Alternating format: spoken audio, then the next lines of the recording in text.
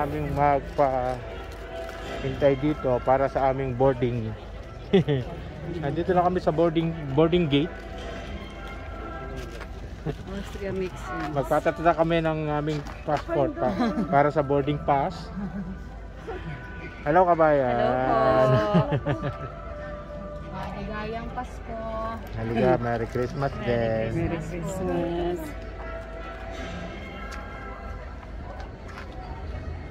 Find the hidden snowball daw. Every Thursday? Pipili. Nasa Mananasan. Hindi ba, doon ka dapat sa labas mo para makikita. Malaki ba siguro may nakikita ka dyan? Bati kayo sa Pilipinas. Vlogger nga pala ako. Vlogger pala. Hello po. Ano ka kayo? Taga saan kayo? Los Baños at saka Laguna. Laguna. Laguna. Ano po ba ang YouTube mo? Aris Kapinas. A-R-I-S-K-A-P-E-A. Live po ba? Pinas. Hindi, nagbibigis ko. Yeah. Hindi po ba live? Hindi live. Video ko. Yung ano kasi upload ko sa YouTube channel. Oo. Bati na kayo na Merry Christmas. Merry Christmas. Kasi siguro mga end of this week. Ito kami sa Expo. Ayan, nandiyan sila sa Expo. Expo.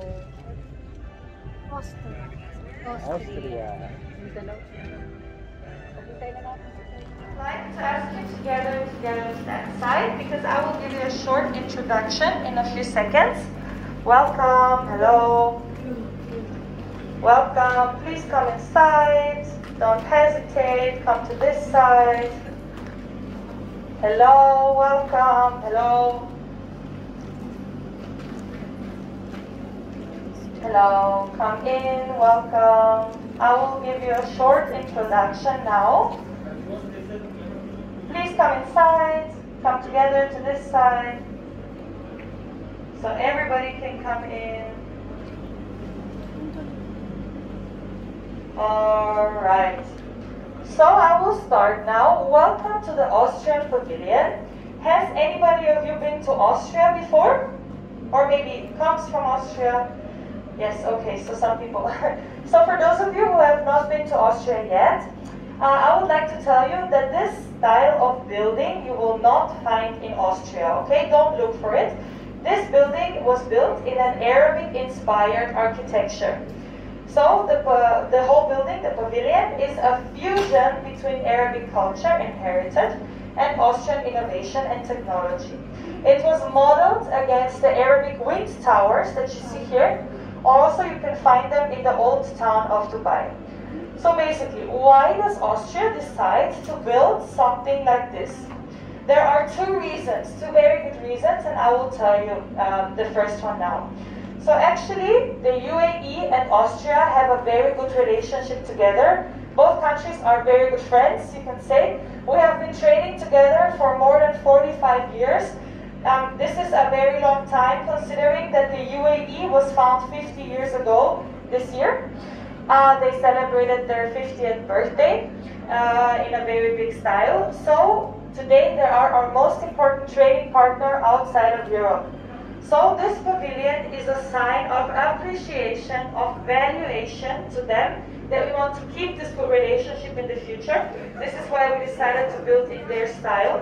And also, it's a sign of respect to the host country of this expo. This is the first expo in an Arabic country, right? So this is why we built in this way. The second reason, however, is actually more important. We also wanted to build a pavilion that's not horrible to the environment. This is why we decided to make something sustainable. And this pavilion does not use any air conditioning at all. No artificial cooling inside. Artificial cooling takes a lot of energy and a lot of electricity. So we decided to build an alternative with natural cooling. So again, it's inspired by the Arabic wind towers. It's an old and traditional way, special way how you can build so that the hot air can rise. This is exactly what happens here. The hot air rises. During the night, we open up the ceiling. The cold air comes in. The difference in temperatures creates a wind. And this wind actually then cools the pavilion down, goes through natural airflow, and is stored in the material. This is clay. Mud. It's a natural material. If you touch it, you will feel it's much colder. It stores the cold and can reflect it during the day. We can reach up to 10 degrees difference, 7, 8, almost 10 degrees difference compared to the outside temperature.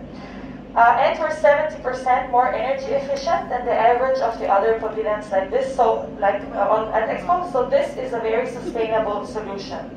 What is the message? The message is that in the future, if we want to fight climate change and global warming, we really have to think about how we build, we have to consider how we use our energy, and we have to compromise energy resources, and we have to compromise on a lot of technology and luxury that we have. Right now, we might even find ourselves living in a house like this, with natural cooling. So also, we chose non-verbal communication. As you can see, symbolic language, so that everybody can understand, no matter where you come from, what language you speak, what your background is, what we mean, and what we want to tell you. So for a small introduction, and when you come inside, you will see in the left side of the cone, that Austria and the UAE are compared. So right now, for example, you see a comparison between the Austrian coffee culture with the Arabic tea culture. Both countries are very similar in size, geographically, and also in population size. 9 million in both countries. The left side, you see the violin from Austria, that's very famous for classical music. And on the right side, you will see the Arabic oud. So actually, this is, to show our similarities in our differences. On this side, you will see typical symbols that you might connect with when you think of Austria. Right now, a typical cake, Sachertorte, chocolate cake from Austria is shown. Right before that, the big wheel, we also have in Vienna, in our capital city. I would also like to mention the mountains. We have a lot of nature, winter sports, it's a rather cold country. We like to go skiing in winter. So these are some typical things. On this side, you will find the natural cooling explained. The airflow, the natural cooling system, the concept that I was talking about. And here the pavilion architecture. The exhibition inside is about the 5 senses: smelling, hearing, touching, tasting, visual sense. So you will experience Austria with all of your 5 senses. It's a place to calm down, very different than the other pavilions. It's a place to think about those challenges in the future. You will not find any other information on screens, on LEDs. Only you can talk to us. We're happy to talk to you. If you have any questions, don't hesitate to ask us. I will let you in now, and I hope you enjoy the pavilion. Thank you. Thank you.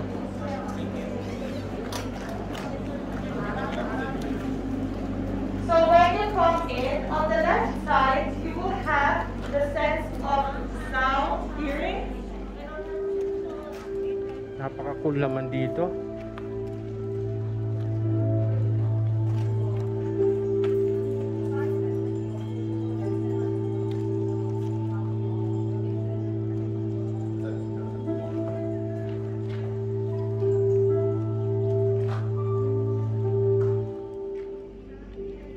Dito kami sa pavilion ng Austria, pero kanina pinaliwanag nila na wala tayong makikita dito regarding sa yung pagkakabuild ng building na tungkol sa Austria. Ito ay inspired pa rin sa Arabic culture.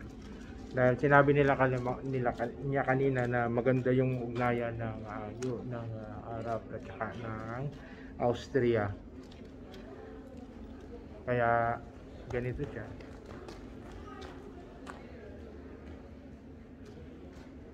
Actually dito sabi niya wala talagang aircon, pero malamig dito sa loob.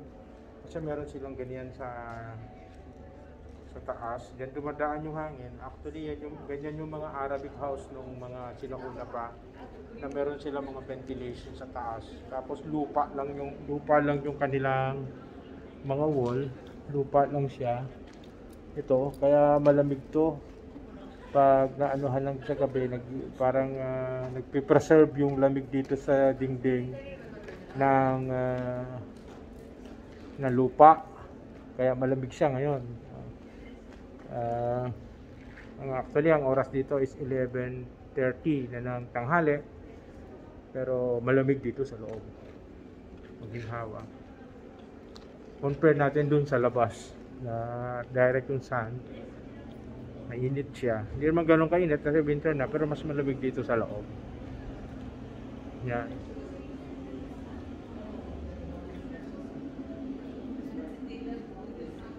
Ito may Kapinas, merong isang lugar na parang pwede kang pumasok.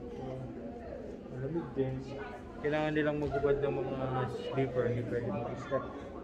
May suot na sapatos o tsinelas doon sa loob. Kasi sa bandang aking likuran ay isang Christmas tree. Marapit ng Pasko mga Kapinas. May Christmas sa inyong lahat, advance.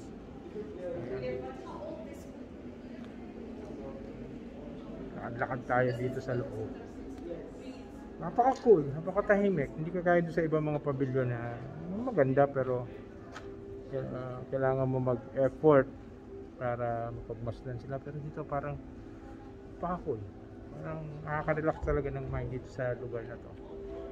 Tahimik, fresh air, sarili yung angin niya. Ayan.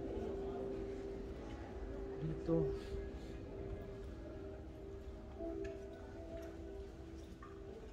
meron sila mga display dito na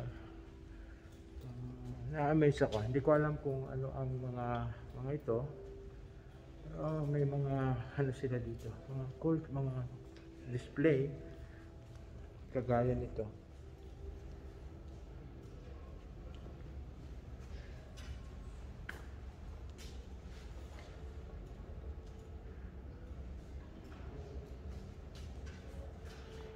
Tingin ko dito is parang pabango.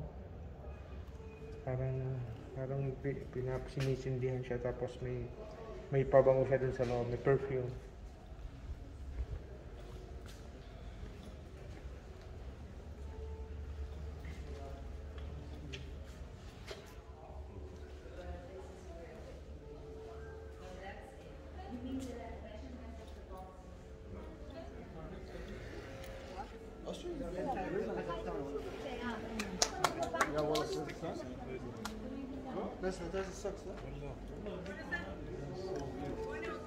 Sa mga Kapinas, meron kang ilalagay na na kamay mo. Dalawang kamay.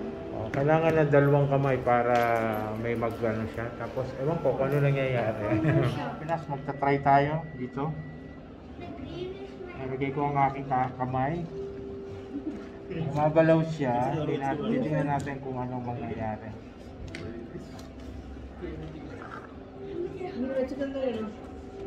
Nagkakaroon siya ng image. Yan, may image siyang nangyari. May bilog-bilog-bilog. Hindi natin alam kung ano yung sinasabi dun sa bilog-bilog. Ayan mga Kapinas, kita nyo.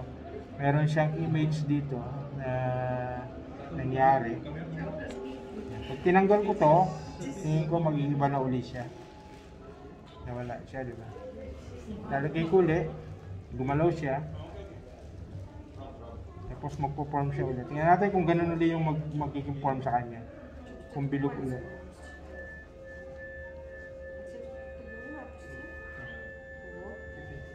Iba na siya. Iba na siya compare dun sa kanina. Pero bilog-bilog pa rin siya. Tingin ko parang ganun lang siya. Bilog-bilog. Kaya mga Kapinas. Kaya mga Kapinas, nakalabas na kami. Nasaan na sila? Pwede bang umupo muna dito? Hindi. Upuan ba talaga to?